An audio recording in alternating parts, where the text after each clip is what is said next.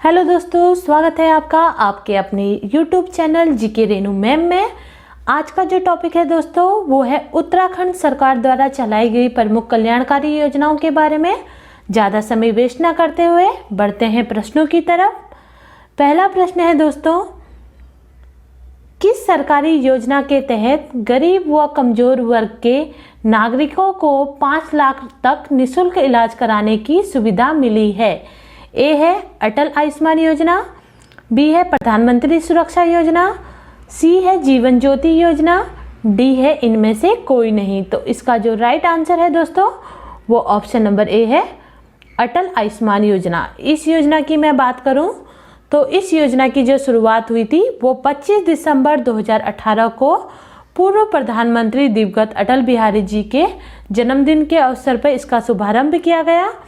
और इसके मुख्य उद्देश्य की बात की जाए तो गरीब व कमजोर वर्ग के नागरिकों को 5 लाख तक निःशुल्क इलाज कराने की सुविधा प्रदान करना इसका मुख्य उद्देश्य है।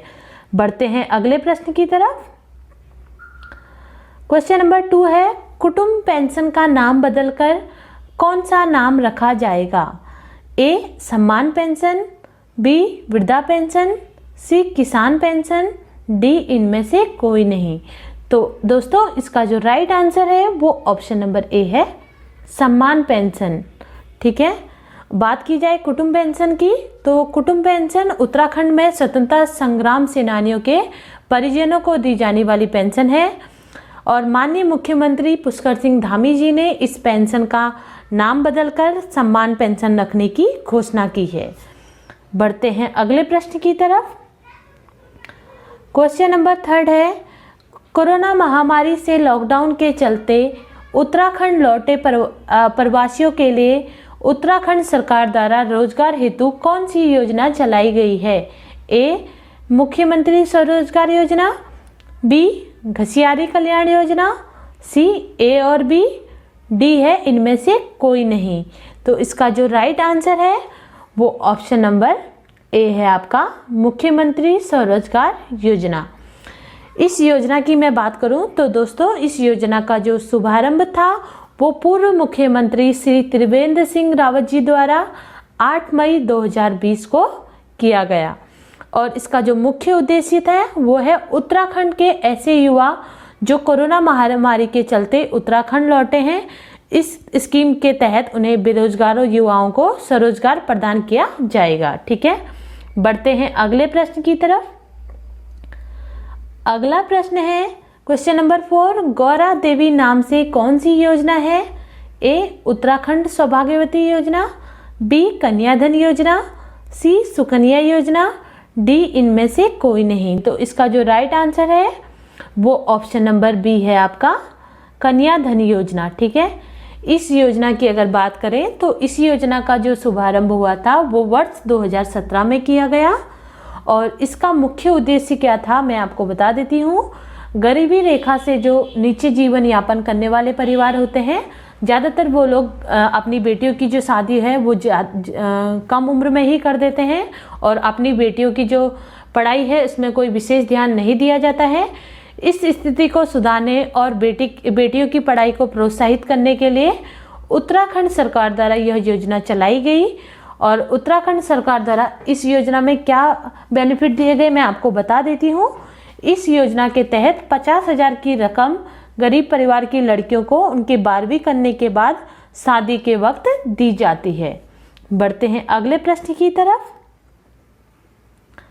अगला प्रश्न है, कोरोना वायरस की वजह से अनाथ हुए बच्चों के लिए उत्तराखंड सरकार द्वारा कौन सी योजना चलाई गई है?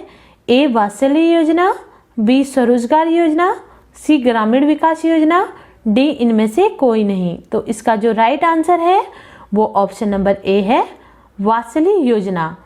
अगर इस योजना की मैं बात करूं तो इस योजना का शुभारंभ माननीय मुख्यमंत्री श्री पुष्कर सिंह धामी जी द्वारा 2 अगस्त 2021 में किया गया और इसका जो मुख्य उद्देश्य था इस योजना का, जिन बच्चों ने कोरोना वायरस की दूसरी लहर के चलते अपने माता पिता को खो दिया उनका भरण पोषण करने के लिए उत्तराखंड सरकार द्वारा 3,000 रुपये की महीने की मासिक आय उनको दी जाएगी और साथ में उनकी पढ़ाई का पूरा खर्चा जो है वो उत्तराखंड सरकार द्वारा उठाया जाएगा। याद रखिएगा दोस्तों इस क्वेश्चन को, हो सकता है आपके आने वाले एग्जाम में ये क्वेश्चन आ जाए। बढ़ते हैं अगले प्रश्न की तरफ। क्वेश्चन नंबर 6 है आपका, उत्तराखंड सरकार ने राज्य में बच्चियों की मानसिक सामाजिक एवं आर्थिक स्थिति को सुधार में लाने के लिए कौन सी योजना शुरू की है? ए है आपका कन्याधन योजना, बी सौभाग्यवती योजना, सी बालिका योजना, डी हमारी कन्या हमारा अभिमान। तो इसका जो राइट आंसर है वो ऑप्शन नंबर डी है आपका, हमारी कन्या हमारा अभिमान। ठीक है, इस योजना का जो मुख्य उद्देश्य है वो परिवार एवं समाज में बालिकाओं की स्थिति को सुधारना तथा बाल विवाह को रोकना है और साथ में कन्या भ्रूण हत्या को भी रोकना इसका मुख्य उद्देश्य है। बढ़ते हैं अगले प्रश्न की तरफ। क्वेश्चन नंबर 7 है, उत्तराखंड की किस योजना के तहत गर्भवती महिलाओं को बेबी किट मुहैया कराई जाएगी? ए उत्तराखंड सौभाग्यवती योजना, बी कन्याधन योजना, सी सुकन्या योजना, डी इनमें से कोई नहीं। तो इसका जो राइट आंसर है वो है ऑप्शन नंबर ए, उत्तराखंड सौभाग्यवती योजना। अगर मैं इस योजना की बात करूं तो इस योजना का जो शुभारंभ हुआ था वो वर्ष 2021 में पूर्व मुख्यमंत्री श्री त्रिवेंद्र सिंह रावत जी द्वारा किया गया। और इसकी योजना की मैं उद्देश्य की बात करूं तो इस योजना का जो मुख्य उद्देश्य है वो आर्थिक रूप से कमजोर श्रेणी की गर्भवती महिलाओं व नवजात शिशुओं को इसका लाभ पहुंचाना है। ठीक है, बढ़ते हैं अगले प्रश्न की तरफ। क्वेश्चन नंबर 8 है, दिव्यांग लोगों को सरकारी सेवाओं में कितने प्रतिशत आरक्षण की व्यवस्था है? ए है आपका 2%, बी 3, सी 4, डी 5%। तो इसका जो राइट आंसर है वो ऑप्शन नंबर बी है आपका 3%। सरकारी सेवाओं में दिव्यांग व्यक्तियों को 3% आरक्षण की व्यवस्था दी गई है। बढ़ते हैं अगले प्रश्न की तरफ। क्वेश्चन नंबर 9 है, राज्य में आपातकालीन चिकित्सा सेवा योजना 108 कब शुरू की गई? ए 2005, बी 2007, सी 2008, डी 2010। तो दोस्तों इसका जो राइट आंसर है वो ऑप्शन नंबर आपका सी है, वर्ष 2008। ठीक है, वर्ष 2008 में आपातकालीन चिकित्सा सेवा का शुभारंभ किया गया। ठीक है, बढ़ते हैं अगले प्रश्न की तरफ।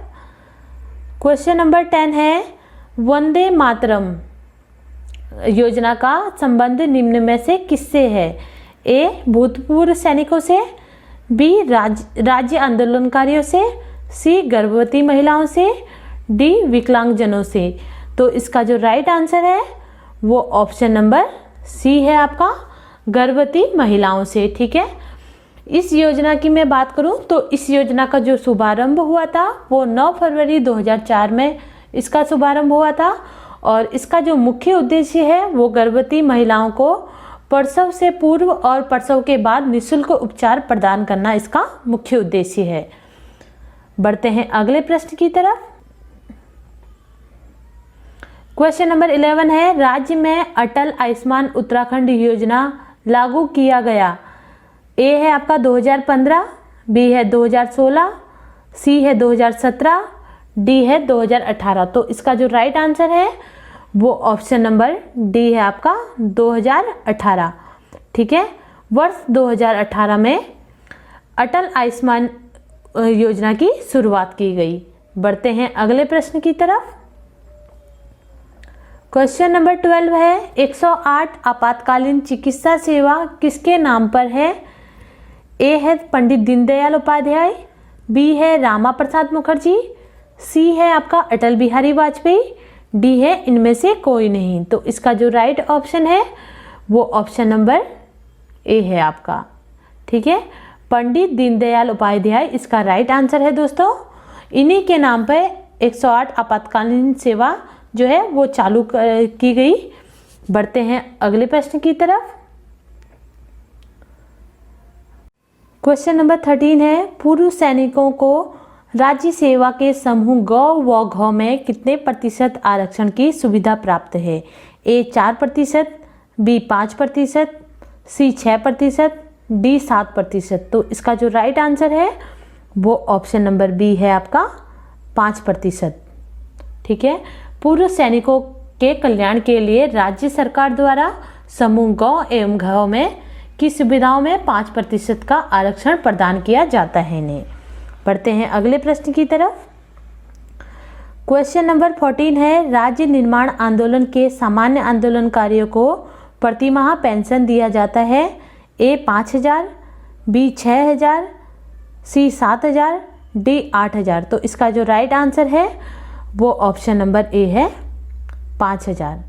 राज्य निर्माण आंदोलन के समय सामान्य आंदोलनकारियों को जो प्रतिमाह पेंशन दी जाती है वो 5,000 की दी जाती है। क्वेश्चन नंबर 15 है, किशोरियों के विकास हेतु राज्य में सबला योजना चलाई जा रही है? ए 2009 से, बी 2010 से, सी 2011 से, डी 2012 से। तो इसका जो राइट आंसर है वो ऑप्शन नंबर बी है आपका 2010 से। 2010 से इस योजना के अंतर्गत क्या किया जाता है?